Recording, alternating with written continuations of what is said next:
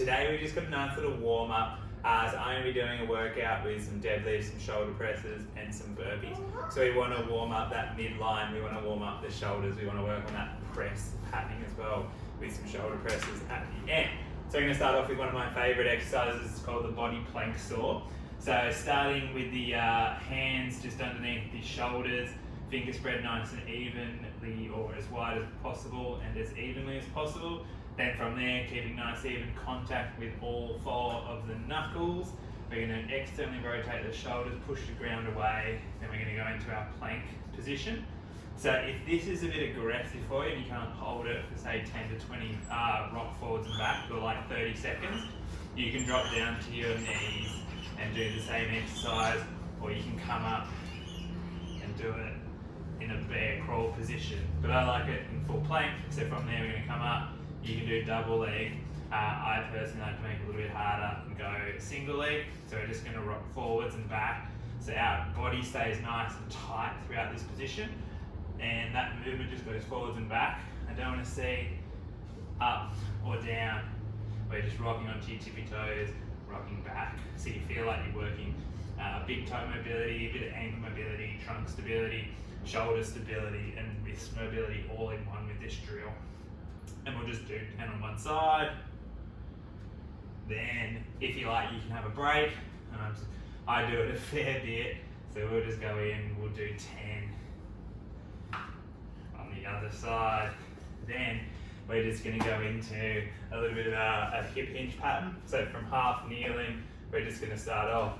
We have our imaginary ball in front of us, foot stays planted. We just place the ball on the inside of that shin as the hips draw back, and then hips push forward as we come back up. So as we're going down, you should feel a stretch through that front hamstring, and then to come back up, our back or our left glute is squeezing to bring us back up. And we'll just do a couple of these. So this is essentially what your deadlift motion or motor pattern should feel like. You should feel that stretching of the hamstrings going down, the squeeze of the glutes coming back up. But most of all, it should feel pretty nice and comfortable and stable through your core, through your midsection. So we'll go 10 on the other side, drawing back, coming up. So the thing I see most common in clinic is people want to get down to the floor, but they break their core or their trunk stability to do it. If you can only get this far before you start to feel your back release, that's as far as you need to go. So you're just getting used to that stretch of the hamstrings, squeeze of the bum to bring the hips back into nice alignment. So it's not about range of motion, this is an awareness drill. You want to be focusing in on what you can feel as opposed to going through the range of motion and then just completely throwing the movement pattern out the door. And then finally, we're just going to go through and do some serratus floor slides.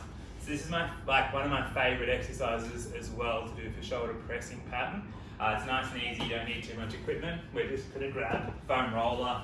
We're going to start off in sort of a quadruped position where the foam roller is underneath our chest, our wrists are on top of the foam roller, our core's nice and braced, and we're just pushing those hands down into the floor. And so as you're pushing down, you should feel serratus anterior engage, which is this nice muscle on the sides of your ribs. And it also will give you a bit of a burning sensation just on the inside of your shoulder blade as well.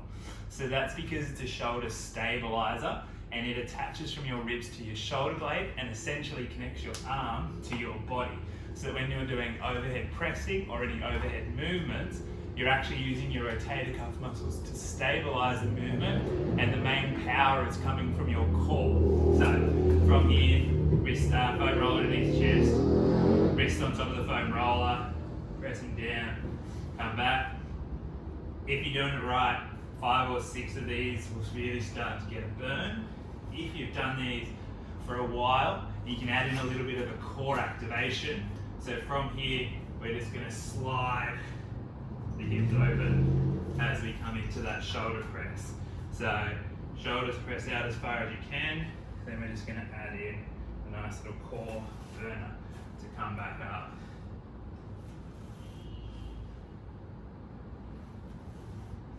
Yeah, And so this is just recreating that nice shoulder tension. So as we're going through, we're pressing up. It's not just a press up, it's actually a press forward and back to engage that serratus anterior.